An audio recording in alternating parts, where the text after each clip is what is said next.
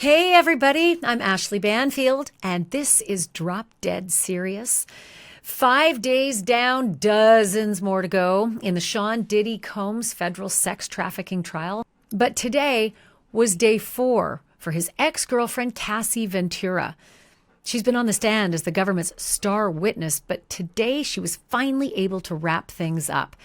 Cassie's testimony officially ended at 3:20 p.m. today, and that might not seem like such a big deal, but trust me when I say it was. It was a big old deal because the prosecutors were starting to sweat.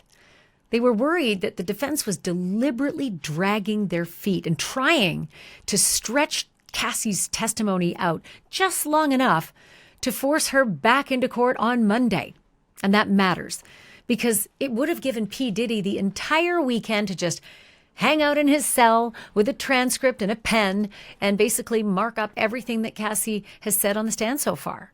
He'd have hours upon hours to pick it apart detail by detail and then prep his lawyers for another round of blistering cross-examination next week. And there is also that other big thing, like huge, her tummy.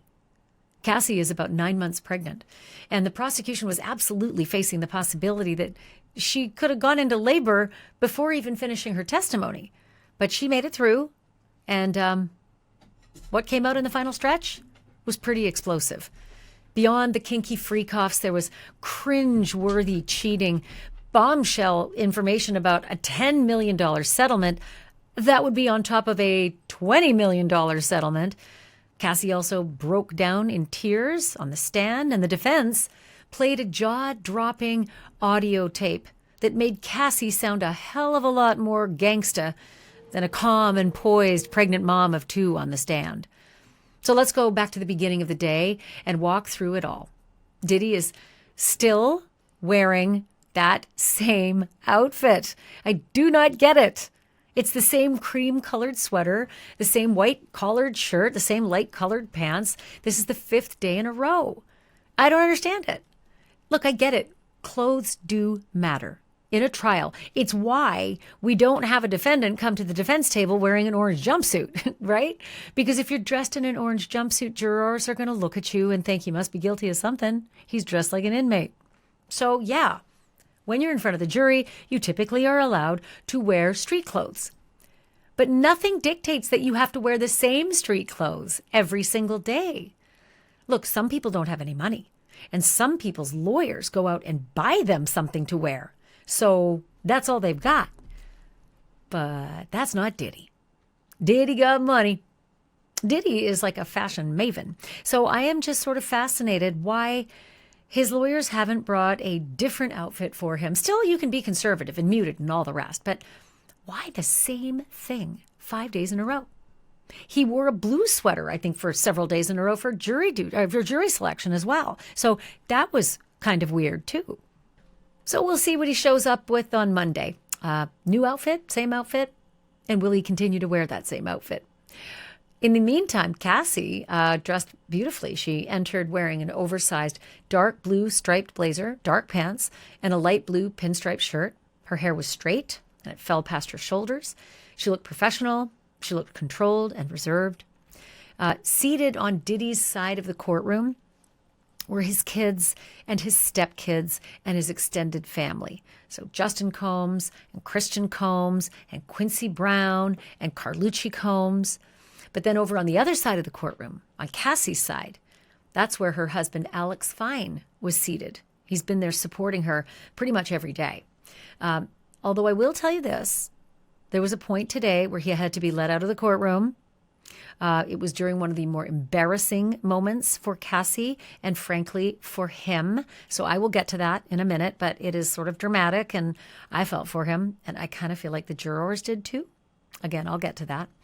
Also behind Cassie's brother, he was there, and her attorney, who's been there every day. Diddy's cousin passed notes with a woman who was seated behind him. Justin Combs looked like he was writing something, possibly notes. Alex Fine, Cassie's husband, sat right behind her chewing gum, and every so often, he stared Diddy down. So, yeah, drama. A lot of people have been mentioning this, by the way, people who've been in the courtroom, that he looks over at Diddy and it's like, almost bears through him, bores holes in Diddy. The reason I mention this is not, just because it's an aside. It's because courts are like original reality TV. They truly are dramatic because the stakes are real and the stakes are usually big. Like for Diddy, their life in prison big, right? So there's a reason why there are like television shows that show disorder in the court, fights breaking out in court, because usually it's like a wedding. Everybody, on the bride's side is on one side of the courtroom and everybody on the groom's side is on the other side.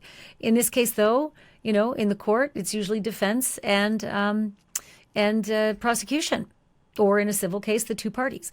But it lines up usually pretty clearly. And so that's how it lined up in the Sean Combs trial. So the day began like a legal ping pong match.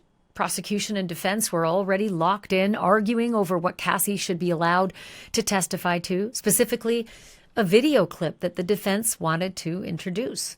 It showed Diddy in April of 2016, just after the infamous Intercontinental Hotel beating video. He's out surrounded by nature, apparently during a stint in rehab. The video was played in open court, and in it, Diddy is standing in front of a giant boulder, and he speaks calmly straight to the camera and says, "Out here in nature, I want to wish you a great, beautiful day. Approach everything with grace, love. As I grow old, I want to grow with you." That was it, though. We didn't get any context. We didn't get explanation. No idea who he was filming that video for, just that video, weeks after that beating. And while that video played, the gallery was watching every move at the defense table. Diddy sat shoulder to shoulder with his lead attorney, Mark Agnifilo. Literally, their chairs and their shoulders were touching, and they whispered back and forth nonstop. His other lawyer, Ana Esteveo, the one cross-examining Cassie, she was making a lot of pretty rookie mistakes, and it was grating on some of the jurors, like visibly. She kept pulling up exhibits before the judge had even admitted them. Diddy's defense team was also talking about exhibits before putting them on the jurors' monitors, which you could tell was visibly annoying the jurors. Ana Esteveo seemed kind of scattered. She'd show something to the jury and then she'd yank it back and then she'd switch to something else and then she'd jump around on the timeline a bit like a pinball. And I have to say that the most important thing for lawyers who are prosecuting or defending is to make sure that the jury can follow you. I get it. It's important to get things on the record. It's important to enter things into evidence. It's important to do all the box checking that you need to do for your case. But in the end, if you don't get the jury a full flow chart and picture and narrative of what happened, they might forget all those important things you tried to jam into the case wherever you could, right? So if you're watching a trial sometimes and you just don't understand why they're jumping around, they shouldn't be.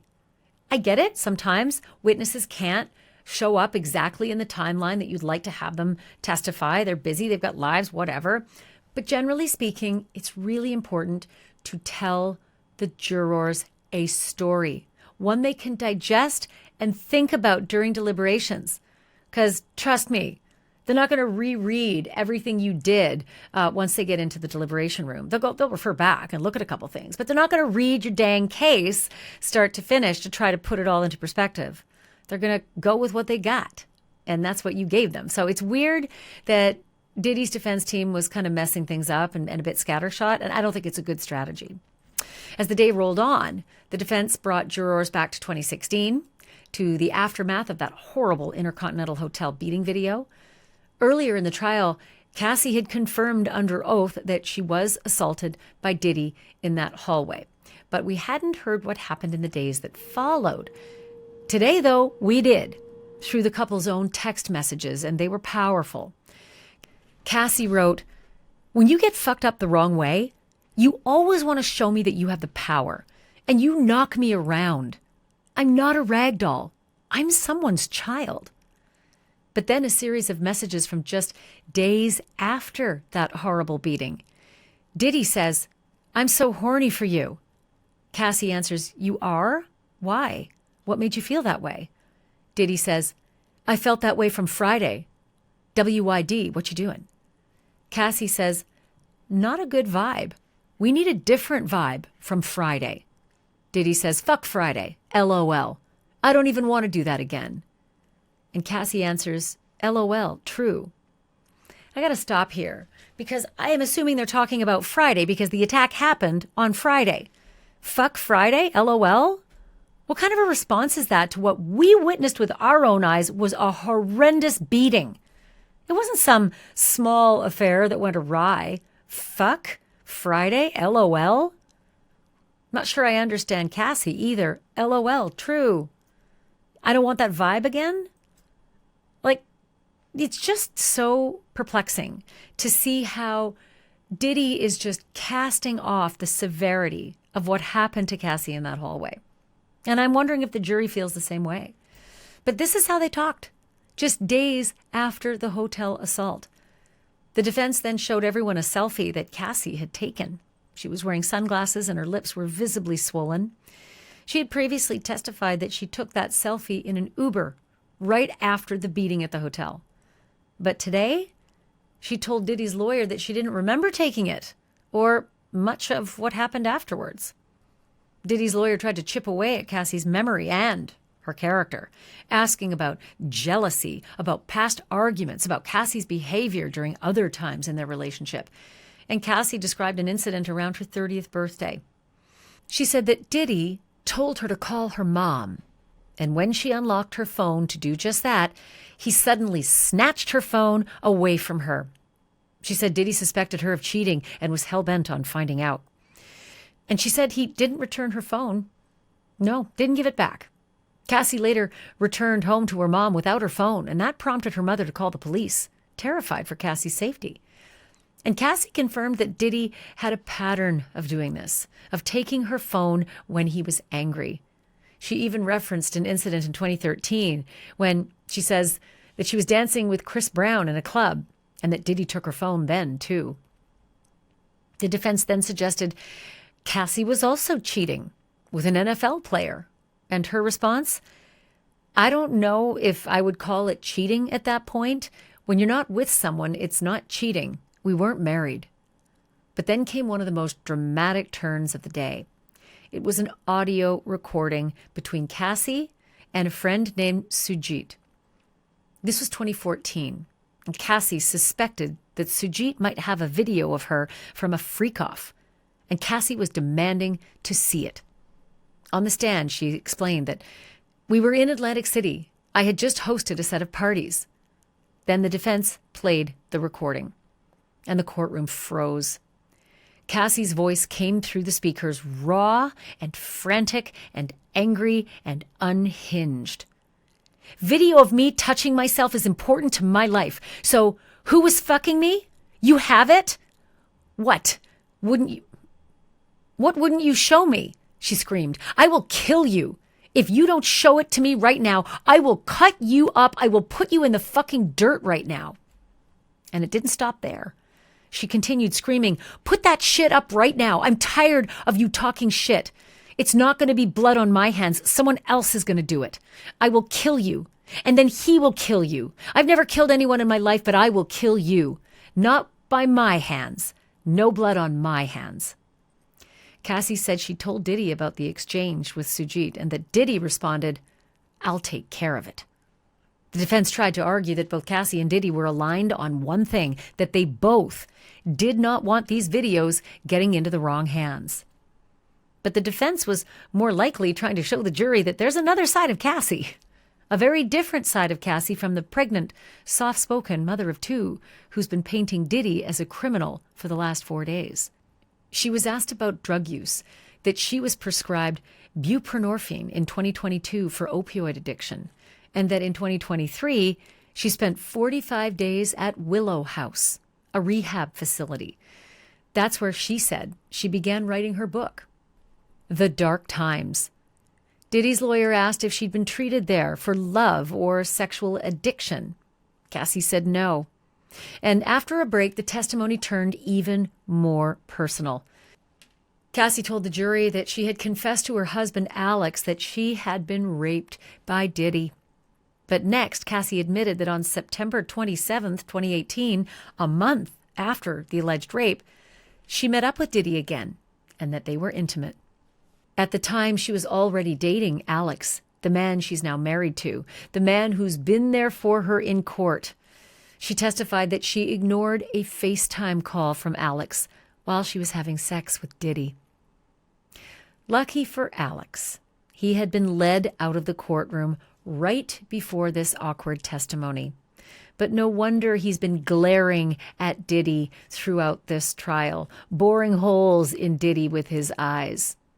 This is an important moment, too, because the jury doesn't miss a lot.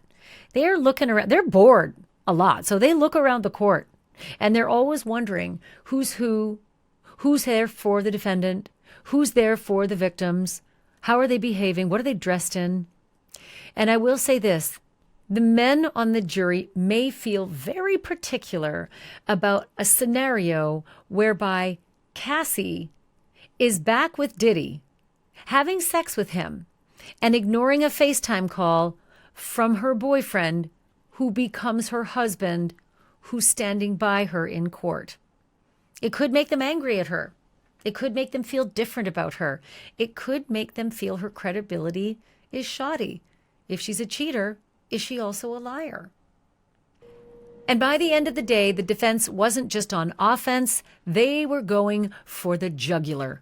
Cassie's credibility. Diddy's lawyer questioned her timeline.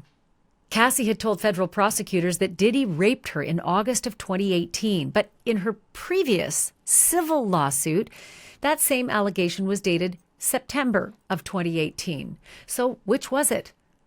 Diddy's lawyers presented a string of text messages that were exchanged between Cassie and Diddy in August of 2018, right around the time the alleged assault happened.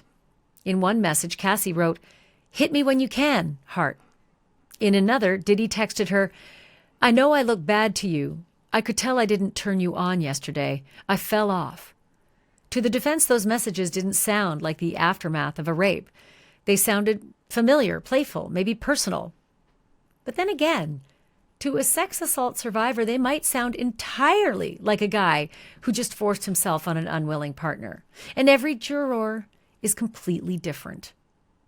Then Diddy's lawyer pointed to the messages that Cassie sent Diddy just 1 month later, as their relationship crumbled for good.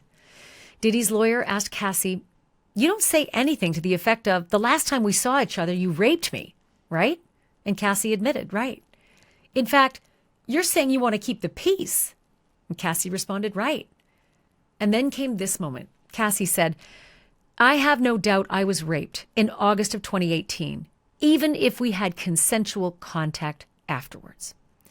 And the defense pointed to a May 2024 social media post where she wrote, "Domestic violence is the issue." And then the defense pulled a new card from the deck. For the first time in this trial, they introduced the possibility of a mental health defense.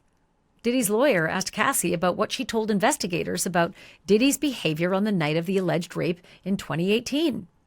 Cassie testified that Diddy had been nice, but strangely so, during dinner that evening, that something about him felt off, that he wasn't in his right mind, especially when she was begging him to stop the alleged rape and he didn't. That's when Diddy's lawyer brought up something prosecutors had noted earlier in the investigation, that his behavior that night could be attributed to bipolar disorder. Diddy's lawyer asked Cassie to confirm it, and she responded, "I guess so." Cassie then testified that the last time she saw Diddy was when she attended a memorial service for a woman named Kim Porter. That's the mother of Diddy's 4 kids. The memorial was in November of 2018, and during the service, Diddy referred to Kim Porter as his soulmate, and that devastated Cassie. Afterwards, she texted him, "I want to be there for you, and you posted Kim was your soulmate? What was the 11 years all about?" At the mention of Kim Porter's memorial service, I should note that the attorney who represents Kim Porter's kids, who was sitting in court, she was wiping away tears. And after lunch, there was more redirect examination and more recross. prosecution asked Cassie, had she been beaten many times? And that's when Cassie broke down in tears. And when prosecutors asked her how it felt to be beaten by the man she lived with, slept beside, and tried to love during what he called sex marathons, her answer stopped the courtroom cold. Cassie replied, worthless. I'm just like dirt. Like I didn't matter to him. Like I was nothing. Absolutely nothing. On recross, the defense pushed back on the claim that Cassie's music career was sidelined because of her trauma, because of her time with Diddy, because of the job she said Diddy became and the freak-offs became. Instead, the defense lawyers pointed out her mixtape Rockabye Baby and her collaborations with Nicki Minaj, Pusha T, and Rick Ross. These were things Cassie had testified she was proud of. But don't forget, Cassie had also testified that she had a 10-record deal with Diddy's Bad Boy Records and only produced one album. Then, to walk jurors through the final unraveling of the relationship, prosecutors outlined the following timeline from 2018. August, the closure dinner. September, the alleged rape. September 26th, Cassie texts, "We can embrace, LOL." September 27th, Cassie and Diddy have consensual sex. October 5th, Cassie texts, "I miss you, feel lost without you." November 18, Cassie attends Kim Porter's memorial. November 19, Cassie texts, "What was the 11 years all about?" Then a jaw-dropping bombshell was unleashed on this court. Cassie testified that recently she settled a lawsuit with the Intercontinental Hotel. That's the site of the 2016 beating incident in the hallway. And that lawsuit was settled for $10 million. So if you do the math, that would bring Cassie's total compensation from settling legal action to $30 million. $20 million from Diddy, $10 million from the hotel. And with that, Diddy's lawyer zeroed in on a moment from January 2024, when Cassie had been scheduled to tour Australia and New Zealand. Cassie was asked, "As soon as you saw you were going to get $20 million, you canceled the tour because you didn't need it, right?" Cassie responded, "That's not why I canceled." She didn't elaborate further, but the implication was clear. The defense wanted jurors thinking this wasn't about healing, this was about cash. And as the defense tried to reshape the story from control and coercion to closure and complexity, they introduced something new, a string of text messages between Diddy and Cassie, messages that were sent years after the alleged abuse, even after Cassie had married Alex Fine. In one of the final exchanges between them, dated March 7th, 2020, Diddy wrote, "You were my ride or die." Cassie responded, "The things you said blew my mind a bit. I don't hate you. I never have. I know we need closure and understanding." Then one more message from Diddy, a kind of digital eulogy to their relationship. "One day I hope you forgive me. We're honestly lucky to be alive. We went hard. Please know I send this message with all respect to your marriage. Love." Don't forget, Diddy has another name. It's Love. So that love that he put in that text is his name, as opposed to "Love, I love you." I know it's complicated. And then a strangely quiet moment that carried some massive weight. The defense asked, "Did you shape each other?" And at that very moment, at the exact same time, they both nodded. Cassie on the witness stand, Diddy at the defense table. No words, just two heads moving in sync, nodding on opposite sides of the courtroom, and a lifetime of pain between them.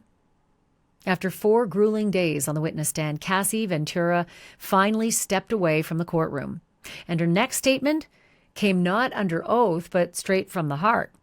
In a written message released through her attorneys, Cassie described her testimony as extremely challenging, but also remarkably empowering and healing for me.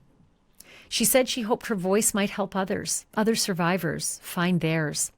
She thanked her family, her advocates, and all the people who'd offered kindness through the week. And with one final line, she let the world know she was ready to move forward. Quote, "I'm glad to put this chapter of my life to rest. As I turn to focus on the conclusion of my pregnancy, I ask for privacy for me and my growing family." But it wasn't just Cassie who spoke out. Her husband, Alex Fine, also released a statement, read outside the courthouse by Cassie's attorney. "Over the past 5 days, the world has gotten to witness the strength and bravery of my wife freeing herself of her past. I have felt so many things sitting there," Alex Fine's statement read. "Tremendous pride, overwhelming love for Cass, and profound anger that she's been forced to sit in front of a man who tried to break her. You did not break her spirit. You did not break her smile. You did not break the soul of a mother who gives the best hugs and plays the silliest games with our little girls. You did not break the woman who has made me a better man. Cassie saved Cassie. She alone broke free from abuse, coercion, violence, and threats. She did the work of fighting the demons that only a demon himself could have done to her." Meanwhile, back inside the courtroom, prosecutors were calling their next witness, an FBI agent, Special Agent Yasin Binda. The agent testified about a raid that happened back in September of 2024 at the Park Hyatt Hotel in Manhattan. Do you remember that that's where Diddy had been staying as he was trying to negotiate his surrender in the federal case? But somewhere in that negotiation, he got blindsided and they just broke in and arrested him. There was no negotiation. There was no surrender. They came in and put the cuffs on him and marched him out of the hotel. And here is some jaw-dropping color from that arrest, something none of us ever expected. The agents entered his room number 2115, and what they found in there was stunning. Bags of Astroglide and baby oil in the entry closet. More lube in the bathtub and the nightstand. A pill bottle labeled Frank Black, allegedly an alias. And that pill bottle contained Klonopin, a drug. Inside the nightstand drawer, pink pills, later confirmed to be ketamine and MDMA. They also found $9,000 in cash in the room. Photos of all of this were shown to the jurors, and at one point, the bag of pink drugs was actually passed around so that they could inspect it firsthand. I mean, think about this. This is astounding. Think about Diddy at this point. He knows that he's on the feds' radar, right? He knows that there's been this intense investigation after Cassie sued him with all these allegations involving the lube and the baby oil and the drugs, you name it. And still he's in a hotel just 8 months ago with all of these things that mirror the evidence that Cassie brought up in her testimony. Mirrored it. 8 months ago, he's in a hotel being arrested with all that freak-off supply-like stuff. It just kind of defies logic. Next up, witness Dawn Richard, a singer who rose to fame in the group Danity Kane and later joined Diddy Dirty Money. Dawn filed a civil suit against Diddy in September of 2024, claiming that he once broke into her dressing room and groped her breasts and her behind. On the stand, Dawn testified that in 2009, she witnessed Diddy in a fit of rage, screaming at Cassie about his breakfast, of all things. She said he shouted, "Where the fuck are my eggs?" and then grabbed a skillet full of food and tried to hit Cassie over the head with it. Dawn said Cassie was curled into a fetal position on the floor, but that it didn't stop there. Dawn told the jury that Diddy then punched her and kicked her, put his arm around her neck, and dragged her upstairs by the hair. It wasn't the only time, she says, that she saw violence. She said it happened often. She admitted she was too shocked to intervene and that she did not tell the police. And the next day, Diddy allegedly locked her and another person inside his home recording studio and told them exactly how they should interpret what they'd seen. Dawn testified that Diddy said, "What we saw was passion, what lovers in passionate relationships do, that Cassie was fine, and that it would be in our best interests if we didn't say anything." And then came the real threat, she said. According to Don Richard, Diddy reminded them that he was trying to take them to the top of the industry. But where he was from, people go missing if they talk. And then she testified that Diddy gave Don and this other person who was present flowers. Don told the jury she thought she knew exactly what that meant, that he was threatening death. And that is where we leave it for this episode. Don Richard is going to be back on the witness stand on Monday. Cassie Ventura, the prosecution's most powerful witness, now off the stand and still very, very pregnant. She could have that baby at any time. But her testimony is going to echo through this trial long after today. Up next, federal agents, possibly more celebrity witnesses, and deeper questions about who knew what and when. I'm Ashleigh Banfield. Thank you so much for listening. Thank you so much for watching. And remember, the truth isn't just serious, it's drop dead serious.